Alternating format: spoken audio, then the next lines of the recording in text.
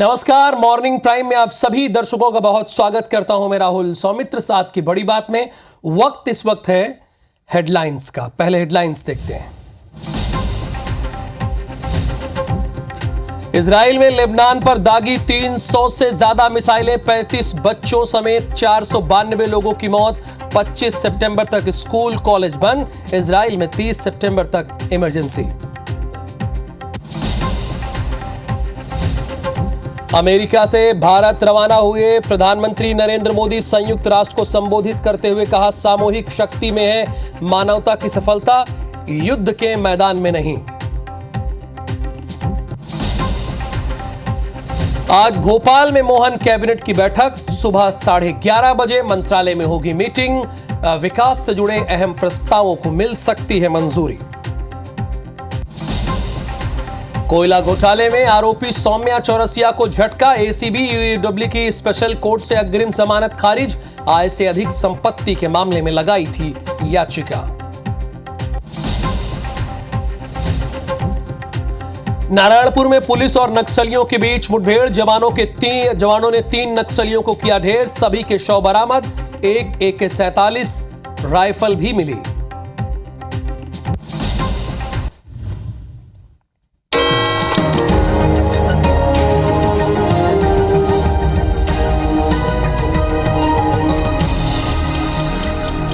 Headlines के बाद अब नजर डालते हैं सुबह 7 बजे की 7 बड़ी खबरें कौन कौन सी है। तो पहली खबर तो यही है कि जम्मू कश्मीर में सेकेंड फेज की 26 सीटों पर कल वोटिंग होनी है।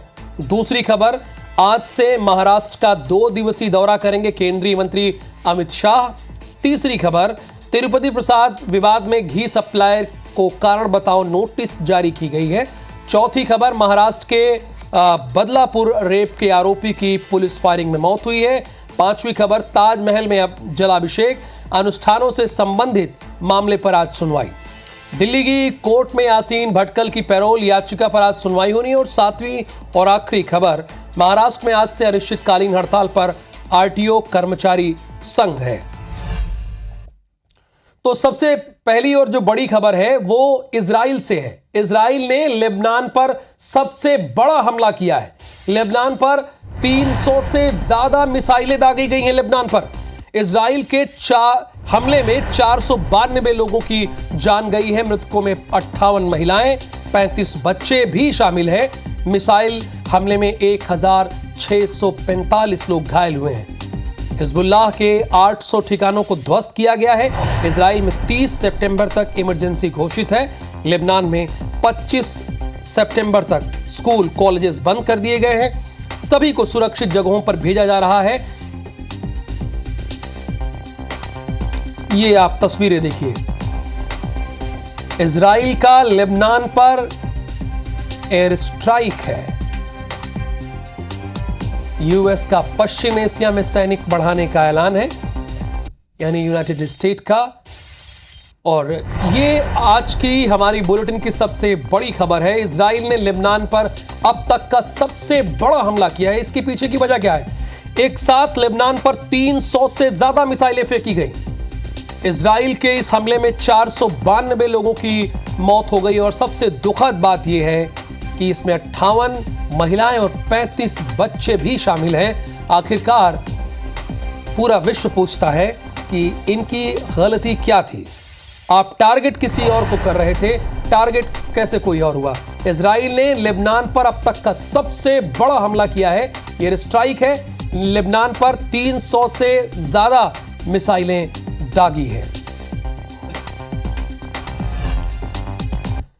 प्रधानमंत्री नरेंद्र मोदी ने अमेरिका दौरे के आखिरी दिन संयुक्त राष्ट्र को संबोधित किया।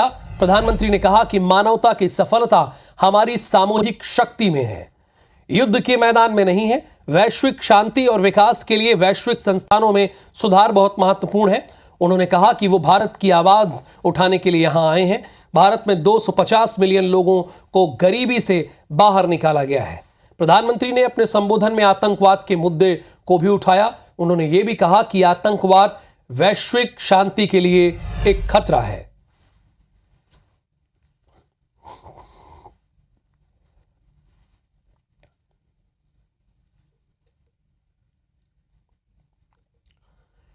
संयुक्त राष्ट्र में देश के प्रधानमंत्री नरेंद्र मोदी ने संबोधित किया और फिर मोदी भारत के लिए रवाना हो गए। उन्होंने कहा कि मानवता की सफलता हमारी सामूहिक शक्ति में है। क्या ये बात रूस और यूक्रेन समझेगा जो देश के प्रधानमंत्री नरेंद्र मोदी ने कहा है? विकास के लिए वैश्विक संस्थानों में सुधार महत्वपूर्ण है। उन्होंने कहा कि भारत की आवाज उठाने के लिए वो यहां पर आए हैं।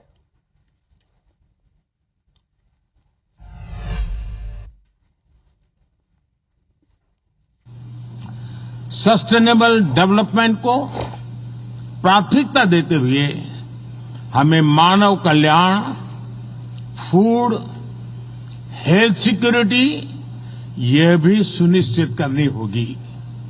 भारत में 250 मिलियन लोगों को गरीबी से बाहर निकालकर हमने यह दिखाया है कि sustainable development can be successful.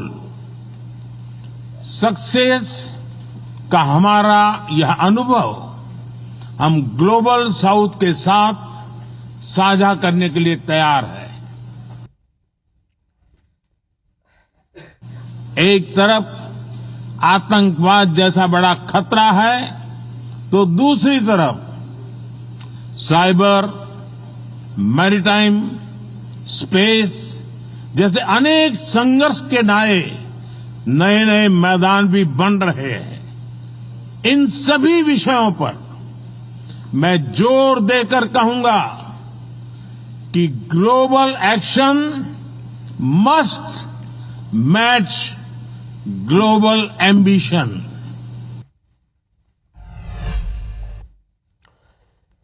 प्रधानमंत्री नरेंद्र मोदी ने न्यूयॉर्क में यूक्रेन के राष्ट्रपति व्लादिमीर जेलेंस्की के साथ द्विपक्षीय बैठक की। इस दौरान प्रधानमंत्री मोदी ने यूक्रेन में संघर्ष के जल्द समाधान, क्षेत्र में शांति और स्थिरता की बहाली के लिए भारत के समर्थन को दोहराया। इससे पहले प्रधानमंत्री नरेंद्र मोदी ने 23 अगस्त को यूक्रेन के राष्ट्रपति जेलेंस्की से कीव में मुलाकात की थी। ये मुलाकात युद्धग्रस्त देश की ऐतिहासिक यात्रा का प्रमाण था, हिस्सा थी। विदेश सचिव विक्रम मिस्त्री ने एक विशेष ब्रीफिंग के दौरान यह कहा कि बैठक के दौरान जेलेंस्की ने यूक्रेन में संघर्ष पर भारत के ध्यान की सराहना की और इससे बाहर निकलने के प्रयासों के लिए प्रधानमंत्री नरेंद्र मोदी को धन्यवाद भी दिया।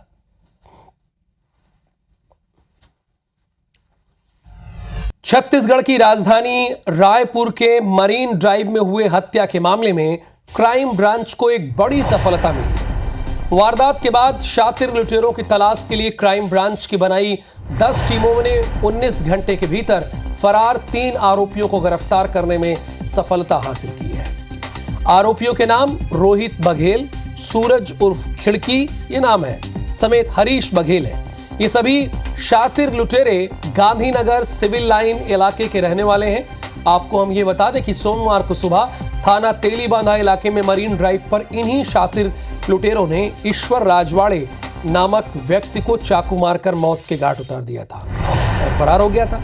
मृतक ईश्वर अंबिकापुर जिले के कलेक्ट्रेट में आदिम जाति कल्याण विभाग में अंशकालिक वाहन चालक था। आरोपियों की पतासाजी के लिए क्राइम ब्रांच की बनी 10 टीमों ने अलग अलग काम बांटकर इन शातिर लुटेरों को मोआ इलाके से पकड़ना बताया कि इन्हें पकड़ा गया है। पुलिस के मुताबिक आरोपी इस तरह की कई वारदातों में शामिल रह चुके हैं, यानी ये पेशेवर अपराधी हैं। दलदल सिवनी के पास 3 लोगों को गिरफ्तार किया गया है, जिसमें से एक रोहित बघेल है, एक हरीश बघेल और एक सूरज उर्फ खिड़की। ये सभी गांधीनगर सिविल लाइन क्षेत्र के रहने वाले हैं। इनसे पूछताछ की जा रही है और कार्रवाई की जा रही है। अब बात करेंगे बुरहानपुर में आर्मी स्पेशल ट्रेन में जो डेटोनेटर ब्लास्ट हुआ था उस मामले की बात करेंगे। आरोपी साबिर को 3 दिन की रिमांड पर लिया गया है। आरपीएफ ने आरोपी को 3 दिन की रिमांड पर लिया है। आरोपी से पूछताछ जारी है। आर्मी स्पेशल ट्रेन में डेटोनेटर ब्लास्ट से जुड़ा हुआ ये एक अपडेट है। आरोपी जो साबिर है उसको 3 दिन की रिमांड पर लिया गया है। आरपीएफ ने आरोपी को 3 दिन की रिमांड पर लिया है। आरोपी से पूछताछ जारी है।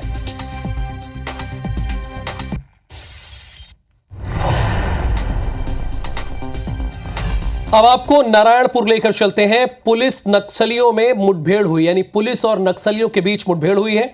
इस मुठभेड़ में 3 नक्सली ढेर हुए हैं, उनके शव बरामद कर लिए गए और मौके से AK-47 राइफल भी मिली है। नारायणपुर महाराष्ट्र सीमा पर यह मुठभेड़ हुई है, जहां पर 3 नक्सली ढेर हुए हैं। ढेर का मतलब यह है कि उन्हें हमारे जवानों ने मार गिराया है और एक AK-47 भी इनके पास से बरामद कर ली गई है। इधर जगदलपुर में एक कैदी पकड़ाया है, यानी पकड़ा गया है। पेशी से वापस लौट रहे 2 कैदी भाग गए थे। एक कैदी की पुलिस तलाश कर रही थी। कैदियों ने पुलिसकर्मियों की आंख में मिर्ची पाउडर डालकर फरार हो गए। पुलिसकर्मियों से मारपीट कर मौके से दोनों भागे थे। कैदियों को चोरी के मामले में पेशी पर लाया गया था। दंतेवाड़ा SP शलभ सिन्हा ने इस बात की स्वयं पुष्टि की है IBC 24 से। उन्होंने स्वयं ये हमें बताई है, पूरी जानकारी दी है।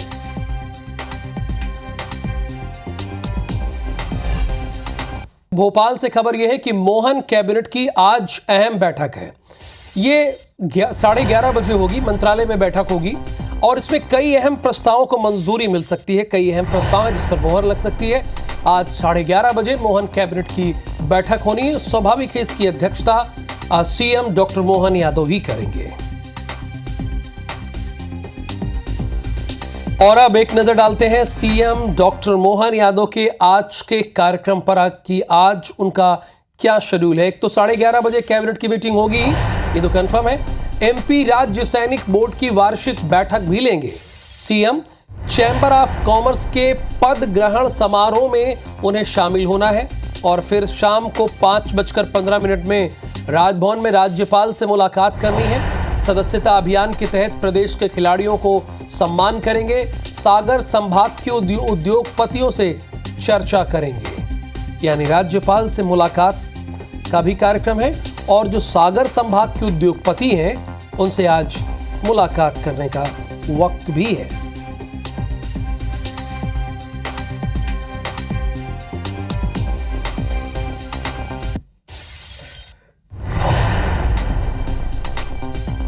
मोहन सरकार का एक बड़ा फैसला है। आदिवासी वर्ग के लिए उन्होंने ऐलान किया है। CM मोहन ने अधिकारियों को निर्देश दिया है कि PGVT बटालियन बनाने के निर्देश, यानी विशेष पिछड़ी जनजाति बैगा, भारिया और सहरिया के लिए बटालियन बनेगी।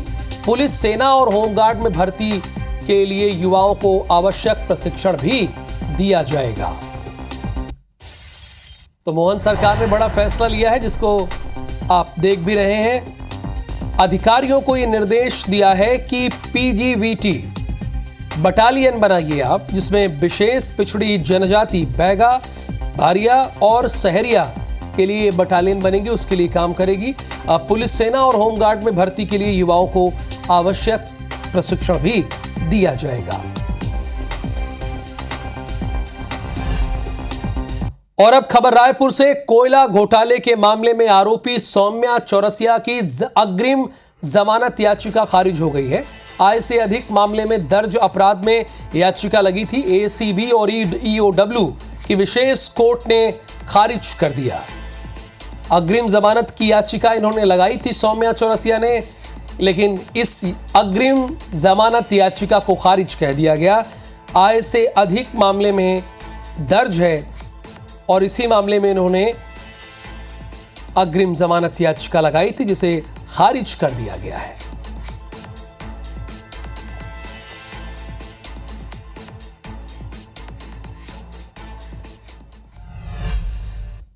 विश्व प्रसिद्ध तिरुपति बालाजी मंदिर के प्रसाद में पशुओं की चर्बी की मिलावट पर देश में चर्चाओं का बाजार गर्म है।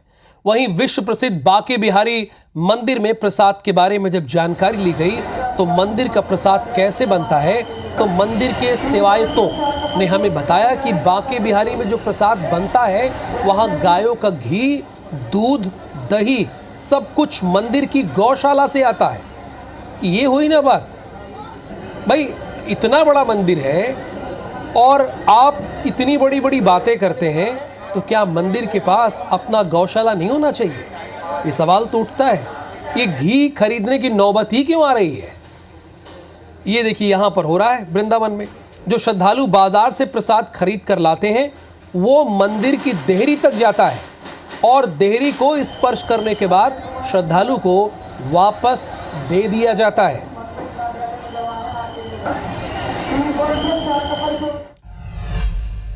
राजनांदगांव जिले के प्रमुख मंदिरों में दर्शनार्थियों को दिए जाने वाले प्रसाद की गुणवत्ता की जांच होगी।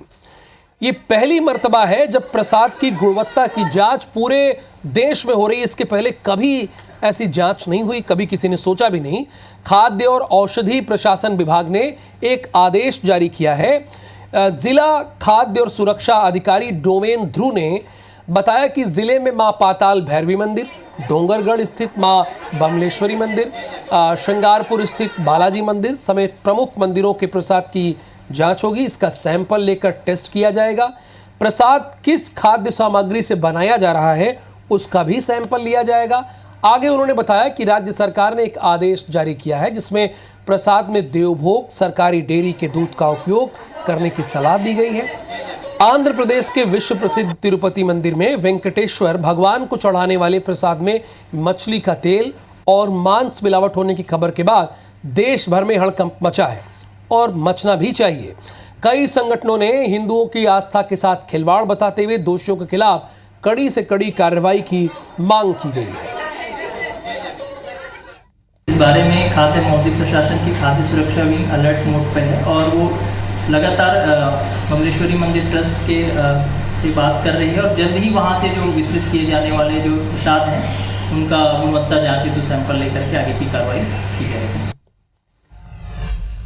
साथ की बड़ी बात के इस बुलेटिन में फिलहाल के लिए इतना ही। आप बने रहिए IBC 24 के साथ। आगे शुभांगी ठाकुर के साथ देखिए आप हमर बानी हमर गोट। IBC 24 number 1 news channel in Madhya Pradesh, Chhattisgarh.